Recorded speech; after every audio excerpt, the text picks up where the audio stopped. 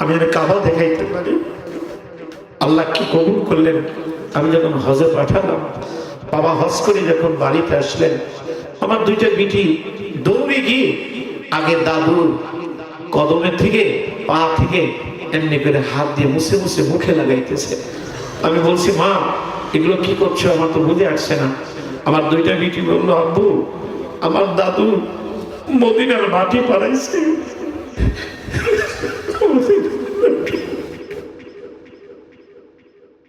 আমি মাটি মুখে নিতেছি।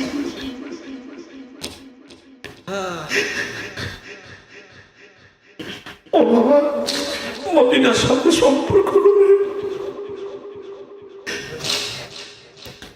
মদিনার সাথে সম্পর্ক।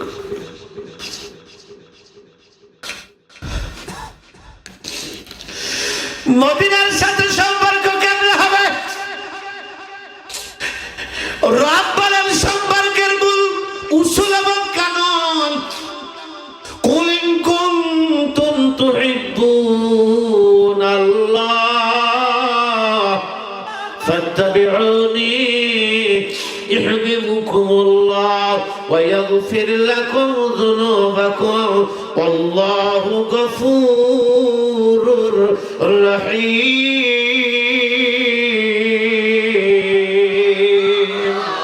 আরো জোরে বলেন তো দেখি, আল্লাহু আকবার। এলাকার যুবক যুবতীর দল, জীবনে আর কোনদিন আশা হবে কিনা জানি না, জীবনে কোনদিন আর দেখা হবে কিনা তাও জানি না। এতটুকু জানতে চাই, নবীর সাথে সম্পর্কের দরকার আছে না? না, কেমন সম্পর্ক, কেমন ভালোবাসা। এই যে ভাইজানের ঘরে বসে বসে আমি কিতাবটা দেখেছিলাম, আল্লাহর নবী যুদ্ধের ময়দানে যাবে, কিছু মুজাহিদ তালাশ করতেছেন, কালেকশন করতেছেন। যে সমস্ত মুজাহিদরা আল্লাহর নবীর সাথে যুদ্ধে যাবে, সেই সমস্ত মুজাহিদদেরকে তার মা, তার বাবা, তার বিবি নিজের হাত দিয়ে গোসল করাইয়া, নতুন পোশাক পরাইয়া, আনন্দের সাথে সাজাইয়া দিতেছে। ভুয়া প্রেমিক হয়েও না, ভুয়া প্রেমিক হয়েও না। প্রেমিক কাহাকে বলে?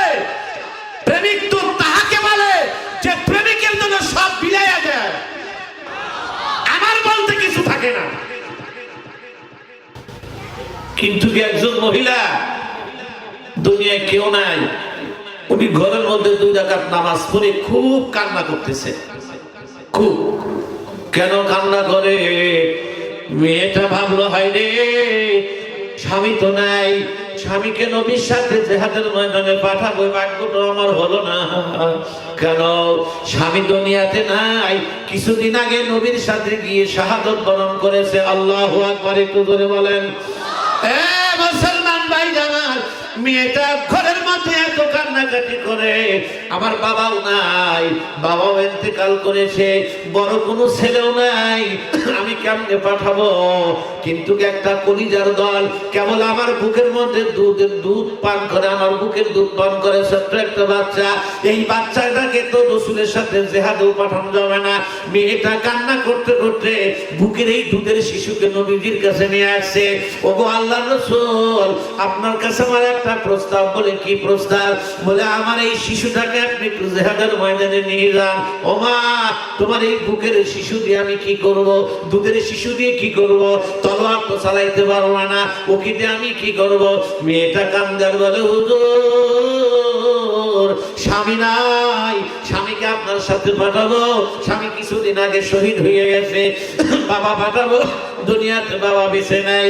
ছেলে পাঠাবো, কোনো বড় ছেলে নাই। আমি যাব, আমাকে নিয়ে যাবেন না। আমার বুকের শিশুটা আমি এই জন্য নিয়ে আসছি হুজুর, আমার এই শিশুটাকে জিহাদের ময়দানে নিয়ে আপনি ডাল হিসেবে ব্যবহার করবেন। যখন আপনার দিকে তলোয়ার বা তীর লাগাইবে, আমার ছেলেটাকে তীরের সামনে ধরবেন। আমার ছেলের গায়ে যেন লাগে, আপনার গায়ে যাতে না লাগে।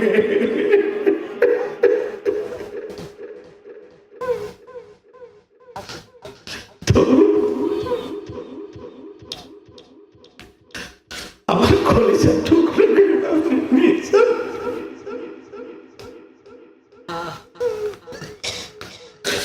দরকার নেই।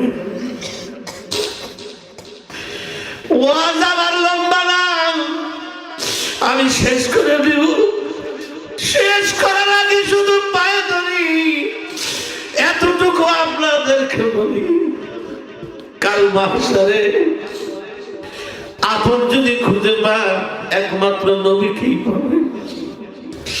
কিতাবে লেখে, ঢাকায় খোলা একবারে কিতাবের মধ্যে লেখে, সর্বপ্রথম যে লাশটা উঠানো হবে সেটা হলো আমার নবীর লাশ।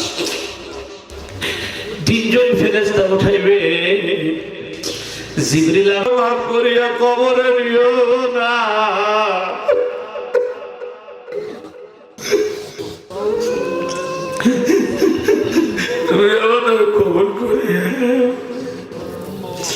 ব্যথা দিয়ে কথা বলার মানুষ আর নাই, যারা ছিল তাদেরকে তুমি নিয়ে গেছো মামলা। আমরা এখন অন্ধকারের মধ্যে নিমজ্জিত। এ আল্লাহ, তুমি আমার শ্রোতাদেরকে কবুল করিয়া লও। কান্দো বাবা, কান্দো। হুজুর এত বারবার কান্নার কথা কেনই বা বলেন আপনি? এ বাবা, এই যে মসজিদের পালকি যেদিন তোমার বাড়িতে ঢুকবে, বাবারে এত সুন্দর ঘর বানাইবি, যেদিন তোকে খাটের থেকে নিচে নামাইয়া ফালাইবে, মাথার বালিশটাও কারিয়া নিয়ে যাইবে, একটা চাদর দিয়া ডাইকা রাখবে, ছেলেরা আব্বু আব্বু বইলা কাঁদবে, মেয়ে কাঁদবে আব্বু আব্বু করে, জবাব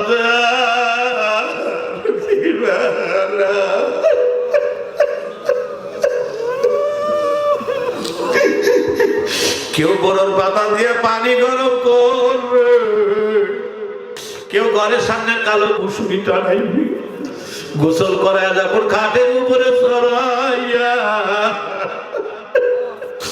চোখে সুরমা লাগাইয়া, নাকে কানে তুলা লাগাইয়া, সলকেটের মতো প্যাকেট বানাইয়া যখন কবরস্থানের দিকে নিয়ে যাবি, কত মানুষ যায় জানাজা করিয়া, তিনজন মানুষ যখন কবরের মধ্যে নামিয়া যাইবে, তারাই আর বাঁশ দিয়ে যখন মাটি দিবে, আল্লাহ আল্লাহ ধাপ ধাপ করে যখন মাটি দিবে, সবাই যখন চলিয়া আসবে, ওই ভাইয়া তখন বলে, কই যাও, আমারে লইয়া যাও, আমার কবরে ৯৯টা সাপ আসিয়া গেছে, কিলবিল কিলবিল কিলবিল করে কামড়ায়, ওই কবরে কেমনে থাকবি রে?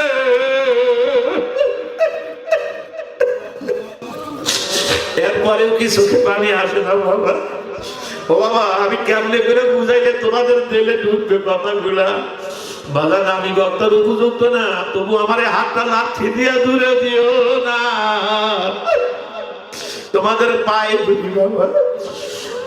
মুসলমান হইয়া কবরে রওনা দাও, আল্লাহ রসুলের সাথে মহব্বত গঠন করিয়া কবরে রওনা দাও, গুণমুক্ত হইয়া কবরে রওনা দাও। ওয়ারহামনা মাহুম বিরহমাতিকা ইয়া আরহাম। গোসল করায়া যখন খাটের উপরে সরাইয়া,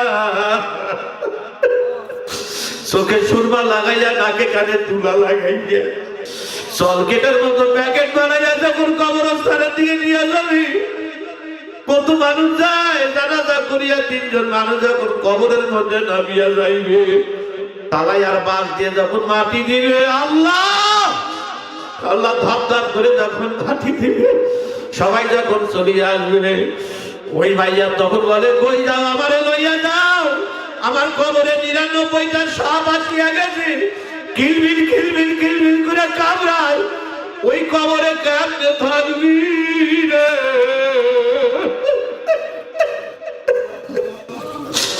এরপরেও কি চোখে পানি আসে না বাবা? ও বাবা, আমি কেমনে করে বুঝাইলে তোমাদের দিলে ঢুকবে কথাগুলা? বাজান, আমি বক্তার উপযুক্ত না, তবু আমার হাতটা লাথি দিয়া দূরে দিও না, তোমাদের পায়ে ধরি বাবা। মুসলমান হইয়া কবরে রওনা দাও, আল্লাহ রসুলের সাথে মহব্বত গঠন করিয়া কবরে রওনা দাও, গুণমুক্ত হইয়া কবরে রওনা দাও। ওয়ারহামনা মাহুম বিরহমাতিকা ইয়া আরহাম।